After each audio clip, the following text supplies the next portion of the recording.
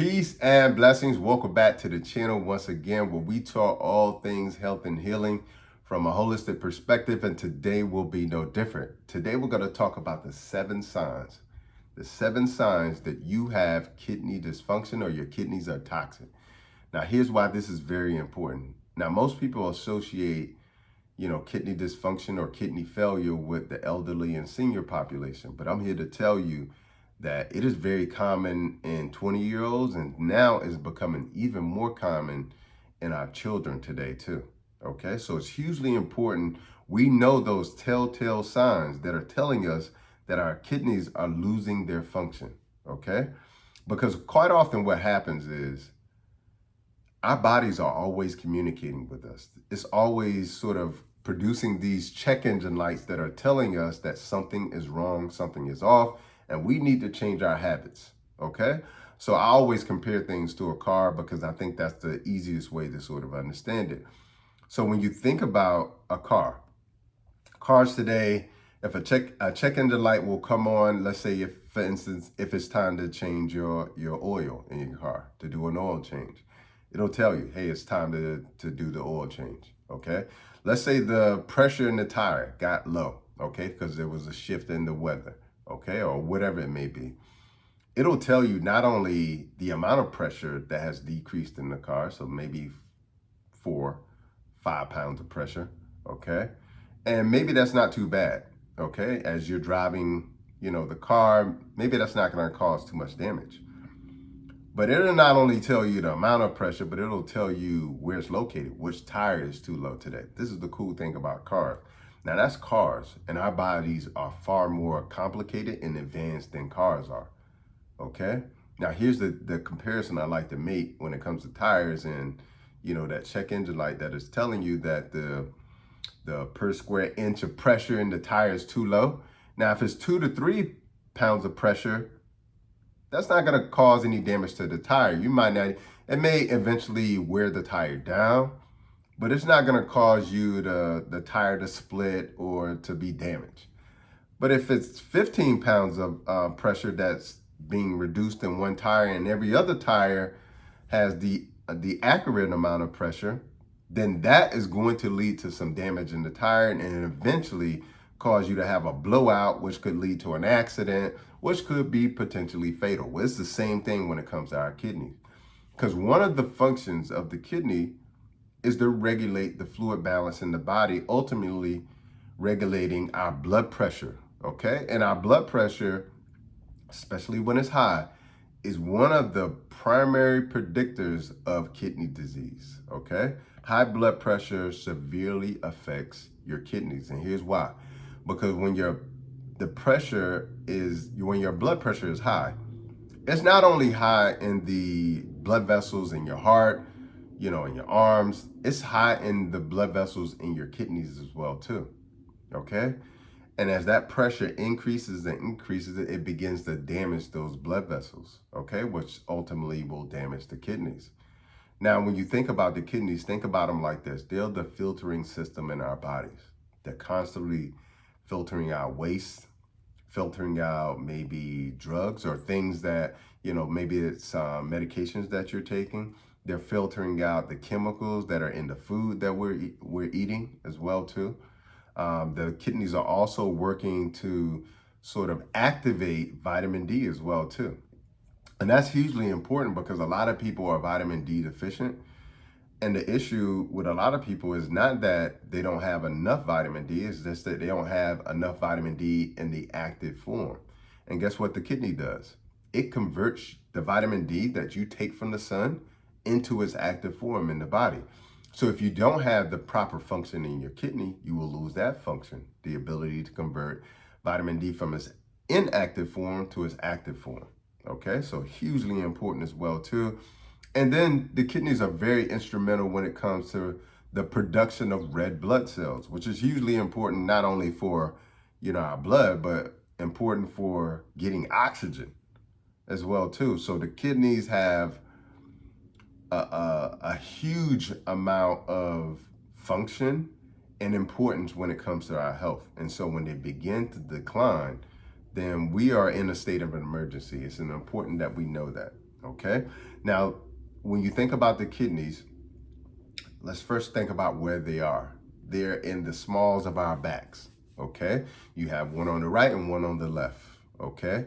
And each of those kidneys have 1 million filtering units that we call nephrons. Okay.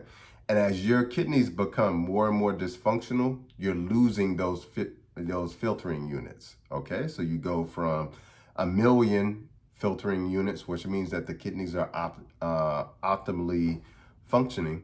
So you go from 1 million to down to 750,000, and then eventually you get down to 250,000 filtering units, and now your kidneys aren't really functioning. Okay? So it's hugely important to know that our kidneys literally have these individual filtering units that we call nephrons. Okay? That's why your kidney doctor is called a nephrologist. Okay? Hugely important. What's also hugely important as well too is that a lot of people know that quite often when people have kidney issues, they also have kidney stones, okay? And so this is one of those telltale signs that you're losing the function of your kidney, okay? And the reason why it's a telltale sign is this, is because those kidney stones, which literally look like a little stone, are made of primarily uric acid, calcium, and oxalates. Okay, we'll talk a little bit in a second about where we're getting those oxalates from, but calcium, 99% of it is in the bones and teeth, and our bones are very hard, okay? So when you're seeing that kidney stone, you're seeing a lot of calcium that has been pulled out of the bones and the teeth. This is why so many people are having decaying and rotting and, so many issues around their dental health, okay? And so nobody asked the question, why is all this calcium being pulled out of the bones and teeth when 99% of it should be in the bones and teeth? Well, when the body becomes very acidic, okay, when the pH gets too low, what happens is the body has sort of a check mechanism where it responds by pulling calcium out of the bones and teeth to keep the pH balanced, okay? Otherwise, you go into a state of what we know as metabolic acidosis. Your body becomes very acidic. This can be fatal, okay? We even see it in a condition with diabetics known as diabetic ketoacidosis, okay?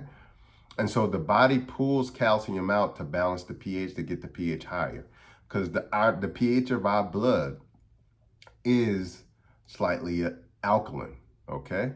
It doesn't want to be acidic, okay? So for the body to say, I'm pulling calcium out of the bones, it's telling you that that is balancing the pH is very important in the body, okay? Because your bones are definitely important, right?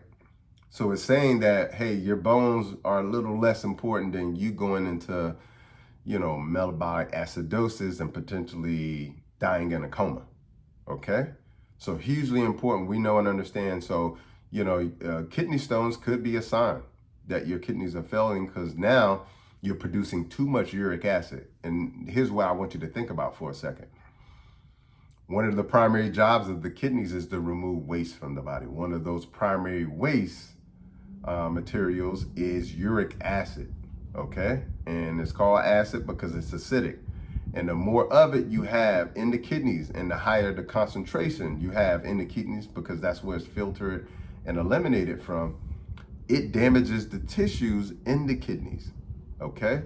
So having a lot of uric acid in the body or making the body very acidic with uric acid has been not only linked to kidney damage, but it's also linked to high blood pressure as well too, okay? And a whole list of other unhealthy things as well too, okay? And as I told you before, uric acid also plays a role in forming kidney stones as well too. So that's hugely important. And I think what's important for us to understand is that there are tests that they do to kind of test your kidney function. And when they do, they always notice that the uric acid levels are up, the oxalates are elevated, the calcium is elevated, and then also, in most cases, the potassium is low, and sometimes there's protein in the urine. Okay, so those are just tests. Now, if you don't get those tests, or your doctor doesn't pay attention to them, or you don't make the adjustments in your lifestyle, then you never know about them. But it's hugely important to understand that there are things that we can see, okay? Now, before I get into the 7 signs, and I already gave you one with the kidney stones, I want to help people understand how bad this issue is, okay? Especially for the Black and brown community, the African American community. 1 in 3 kidney failure patients is African American. Okay, that's 33% of the population. Now, when you consider that we're only roughly 12 to 14% of the American population, that's a bit scary. Okay, the other thing that's hugely important when it comes to kidney failure as well too, the number one cause of kidney failure or kidney disease is diabetes. Okay, and the reason why I'm bringing that up is because African Americans are twice as likely to get diabetes. Okay, twice as likely to be diagnosed with diabetes. Okay, which makes our risk even more so as well too. And then also the issue with the Black and brown community is that we have higher rates of high blood pressure, higher rates of obesity, and higher rates of heart disease, and all of these things impact our kidney health. Okay, so this is a really huge issue. And so when I give you these signs and symptoms that we see on a daily basis and we just sort of rub off because we think that it's common. But just because something is common, it doesn't mean that it's normal, okay? And so I'm gonna jump into them really quick, and then I'm gonna give you a few tips, which I think is really important. Give you a few tips on what you can do to prevent and protect your kidneys, okay? Number one, I already gave it to you. Kidney stones. When you get kidney stones, it's telling you that there's calcium being pulled out of the bones and teeth, okay? Which means that your body is already acidic, and you're acidic because you have elevated levels of uric acid in the body, okay? And then also a lot of oxalates in the body, which you can get from a lot of foods that I'll mention in just a second, okay? So that's number one. The number 2 sign that you'll see quite often that could be a sign that your kidneys are toxic is itchy skin, okay? A lot of people with kidney disease and kidney failure will notice that their skin is itchy for no reason all the time. So that definitely could be a sign and symptom. When your urine smells like ammonia, when you have that very loud and potent ammonia-like smell when you urinate, that definitely could be a sign that your kidneys aren't properly filtering, and you're possibly losing a lot of those filtering units that I told you about, the nephrons, okay? So that ammonia-like smell when you urinate, okay? Foamy urine, okay? And I need to do a whole video on that, but foamy urine. When you urinate and you see that foam in your urine tends to like foam up, it could possibly mean that you're spilling protein in your urine, which means that your kidneys are failing, okay, and you're losing those filtering units, okay? Number 5, decrease urine output, okay? You notice that you really gotta pee, and then when you go to the bathroom, only a little comes out. That could possibly mean that you have some, some kidney dysfunction happening, and I see this a lot with the elderly, but I'm starting to, what happens is, we see it commonly in younger people, but what happens is they overlook it. You think like you're running to the bathroom because it's time to pee, and you think you're gonna be there for 2 or 3 minutes because you had to pee so bad, and then all of a sudden, you pee and you're there for 5 seconds, okay? That could be a sign as well too. Also frequent urination, which is commonly seen with diabetics. So you're constantly peeing all the time. That could also be a sign and symptom that your kidneys are toxic and you're losing the function as well too. And then chronic fatigue. You'll notice that people who have kidney failure, kidney disease are always tired as well too. So that definitely could be a sign and symptom, number 7, that you have kidney disease too. Now, what I'll tell you is that more often you're going to see a combination of all of these, okay? 2 or 3 of these. So you may notice the ammonia-like smell when you urinate. You may notice a little foaminess in your urine when you urinate, and then you may be fatigued all the time. Or maybe you have the decreased urine output when you do go to urinate, and you notice the itchy skin. So it may be a combination of those, but not all of them, okay? But it's hugely important you know these are the check engine lights for your kidneys that are telling you something on the inside needs addressing, okay? Now, the tips that I want to give you is this. It's really important that you stay hydrated, okay? Here's why that's so important. The way that the kidneys get rid of waste is through urine. Urine is water, okay? All right? And so if you don't drink enough water, you will not be able to get rid of the waste. The waste will accumulate in your kidneys and eventually back up into the entire body. Okay, so you got to stay hydrated. Okay, water is cleansing for the body. That's one of the primary reasons why we need it. Okay, to cleanse the body. Now, of course, we need it for our brain because our brain is very highly concentrated with water. We need it for our tissues, etc. But we need it to cleanse our body. So when you are dehydrated, you're in a state of emergency.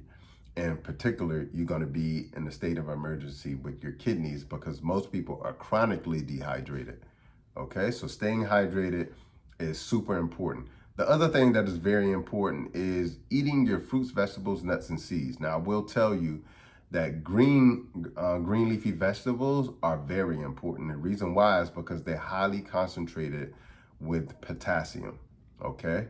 And so you want to make sure you're getting your potassium in your diet because potassium is so important when it comes to your kidney health, okay? And that's one of the things, you can probably add this as a sign of toxic kidneys. That's one of the things that you'll notice is that, you know, with people who have kidney disease, their potassium levels are always low, okay? Now, of course, you're not going to know that unless you go get a checkup, but, you know, if your doctor is constantly mentioning to you, oh, I noticed that your potassium levels are low again, you need to take recognition of that. And the one way you could do is like, okay, that's a check engine light. What does the body want me to do? Let's get some more potassium. How do we get that? I'll tell you in just a second, okay? But those green leafy vegetables are loaded with them. Microgreens, those are the smaller greens. The smaller greens are actually even more concentrated with nutrients. Okay, so incorporating some of those microgreens into your salads, into your smoothies, that'll do you a lot of justice for your kidneys, okay? The other thing that is hugely important, movement and sweat. There's a lot of people who work out and they don't even sweat, okay? So this is why I said movement and sweat, not just exercise, because I see a lot of people who exercise, but they don't sweat. You need to sweat. The skin is actually considered our third kidney, okay? Our third filtering system, okay? So when your skin isn't sweating, isn't removing the waste from the body, and sometimes you will even notice, because one of the issues that you'll see is that a person who consumes too much salt, the more salt you consume, it will actually pull calcium out of the bones and teeth. Okay, so this is complicating the issue. And when you think about most processed foods are anything in a box, bag, can, jar that's not one ingredient. Avocado is one ingredient. Okay, dandelion leaves, one ingredient. A tomato, one ingredient. Those are real foods. Most of the foods that you're getting that are in box, bag, cans, and jars, etc., they use salt to actually preserve the food. That's one of the primary preservatives, and that's one of the preservatives that throughout history, you know, humans have used to preserve food.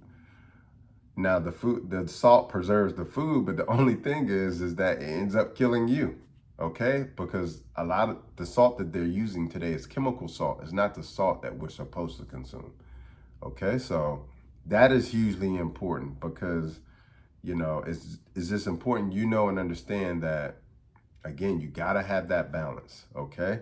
And these microgreens that I was mentioning earlier, they're loaded with phytonutrients. They're loaded with carotenoids. They're loaded with flavonoids. They're loaded with sulforaphane.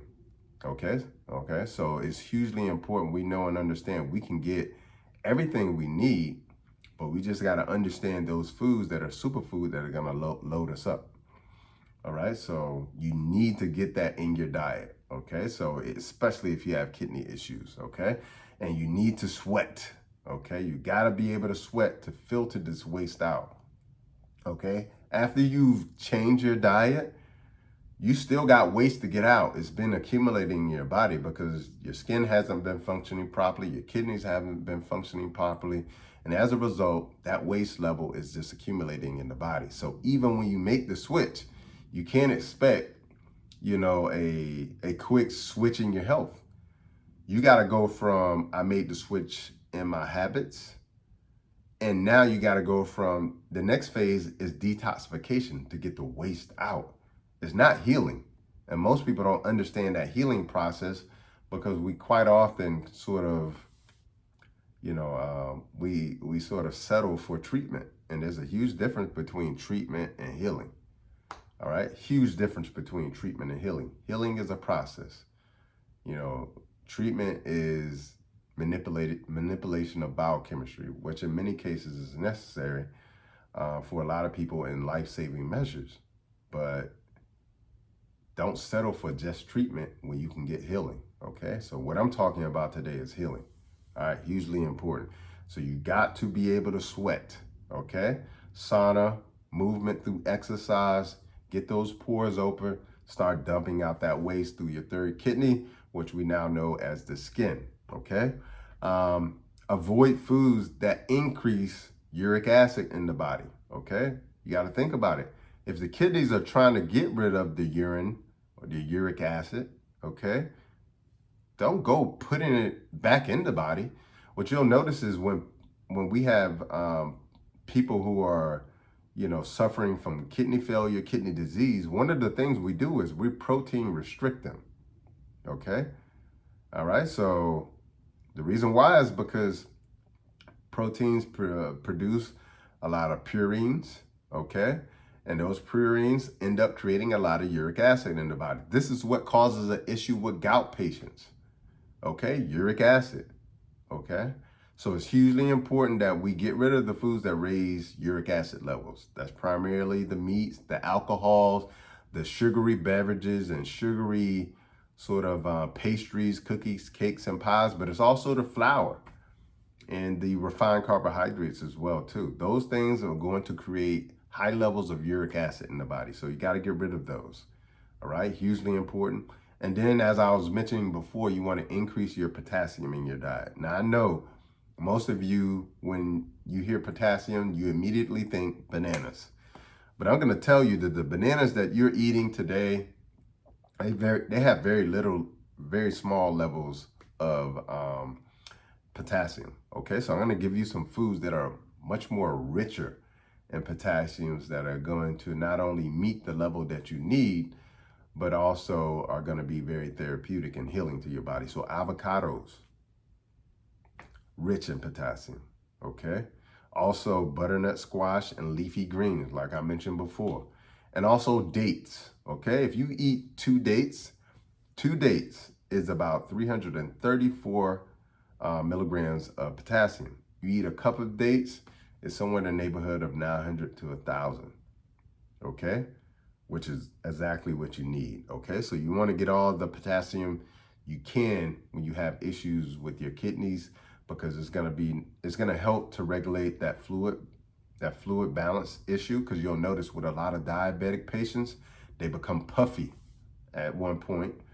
And so their body gets very puffy when you have kidney disease. And then at another point, you just see the tissues start to degrade, okay?